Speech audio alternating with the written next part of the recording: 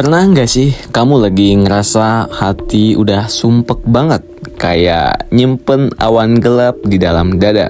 Terus kamu pikir, kayaknya gue harus cerita deh biar lega sedikit. Lalu kamu cari orang yang kamu anggap dekat, aman, bisa ngertiin dengan kondisi kamu. Lalu kamu mulai buka suara pelan-pelan.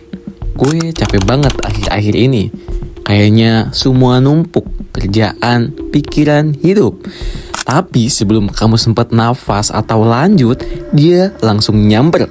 Lah, lo mah masih mending. Gua kemarin tuh ya. Dan boom, semua kelegaan yang tadinya mulai muncul langsung buyar. Rasanya kayak lagi buka jendela buat dapat udara segar. Malah dilempar batu dari luar. Kamu yang tadinya cuma pengen didengerin, malah dipaksa jadi penonton drama orang lain. Anehnya, ini adalah kejadian yang makin sering, semacam budaya tak tertulis. Siapa yang paling menderita, dia yang paling berhak bicara. Dan disitulah curhat berubah jadi lomba. Bukan lagi soal empati, tapi soal eksistensi. Siapa yang paling banyak luka, siapa yang paling pantas untuk dikasihani. Tapi kenapa ya orang-orang kok makin seneng adu nasib begitu? Sebagian dari kita mungkin mikir itu cuma kebiasaan, mungkin cara orang relate. Tapi kalau ditarik benangnya lebih dalam, ini bukan sekedar kebiasaan. Ini udah masuk ke wilayah mentalitas.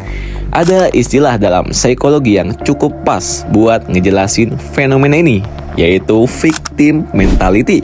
Orang dengan mentalitas korban cenderung memandang dunia sebagai tempat yang terus-menerus menganiaya mereka. Mereka merasa hidup itu nggak adil dan merekalah korbannya yang paling sah. Jadi begitu ada orang lain yang cerita soal kesusahan, refleks pertamanya adalah membandingkan. Bukan untuk memahami, tapi untuk menunjukkan kalau luka mereka lebih dalam, perjuangan mereka lebih berat gitu. Kocak banget emang. Dan kalau kamu teliti, seringkali yang mereka cari itu bukan solusi atau koneksi, tapi adalah validasi. Mereka ingin divalidasi, ingin diakui sebagai yang paling tabah, paling tangguh, paling layak dikasihani. Dan ironisnya, cara mereka meraih itu justru dengan menjatuhkan cerita orang lain. Masalahnya jadi lebih pelik ketika kamu sadar orang-orang kayak gini juga cenderung punya defisit empati. Mereka nggak benar-benar mendengarkan. Mereka hanya menunggu giliran untuk berbicara. Bahkan kadang bukan nunggu, tapi nyelonong aja masuk, nyamber, seolah-olah semua cerita harus berujung ke mereka. Kan kocak banget kalau gitu ya. Ini nyambung ke teori lain dalam psikologi sosial, spotlight effect, yaitu kecenderungan manusia untuk merasa hidupnya selalu jadi pusat perhatian. Mereka merasa masalah mereka tuh epic banget, layak dijadikan film. So, ketika orang lain mulai cerita, mereka langsung ngerasa itu hanyalah intro dari kisah utama, yaitu kisah mereka sendiri. Padahal esensi dari curhat adalah didengerin. Sesimpel itu. Kadang kita cerita bukan cuma nyari solusi, apalagi kompetisi. Kita cuma pengen ngerasa enggak sendirian. Tapi ketika yang kita temui justru orang-orang yang balasnya dengan gue juga lebih parah, lah masih mending lu, hati jadi makin berat gitu, iya nggak? Dan yang lebih ngeselinnya lagi, kalau adu nasibnya dibungkus nyinyir. Misalnya kamu curhat soal kerjaan yang bikin burnout, terus dia balas, makanya dulu kuliah yang bener. Lah, kok tiba-tiba jadi disalahin nih? Itu bukan lagi teman cerita gitu, itu udah kayak dosen killer yang nyasar ke tongkrongan. Lalu kenapa sih banyak orang kayak gitu? Salah satunya adalah karena nyinyir lebih gampang daripada memahami gitu. Butuh usaha buat mendengar dengan hati. Tapi buat nyindir, tinggal buka mulut. Gak perlu empati, cukup ego doang. Dan seringkali nyinyir jadi jalan pintas buat nunjukin superioritas. Kan gokil banget. Ini masuk ke ranah superiority kompleks, dimana seseorang ngerasa harus kelihatan lebih baik dari orang lain sebagai cara menutupi rasa gak amannya sendiri. daripada jujur dan bilang, wah, gue pernah ngerasain hal kayak gitu. Mereka lebih milih nyerang biar tampak lebih berhasil.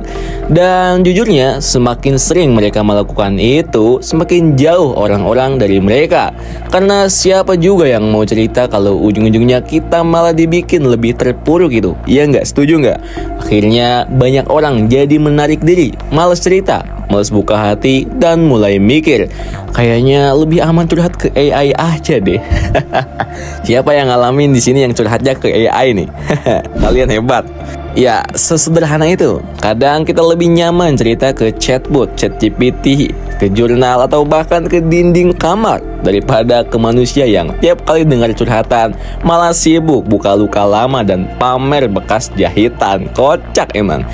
Tapi semua itu bukan ajakan buat nyalahin ya guys. Justru ini ajakan buat lebih sadar. Kalau kamu pernah ketemu orang kayak gini, bukan berarti mereka jahat loh.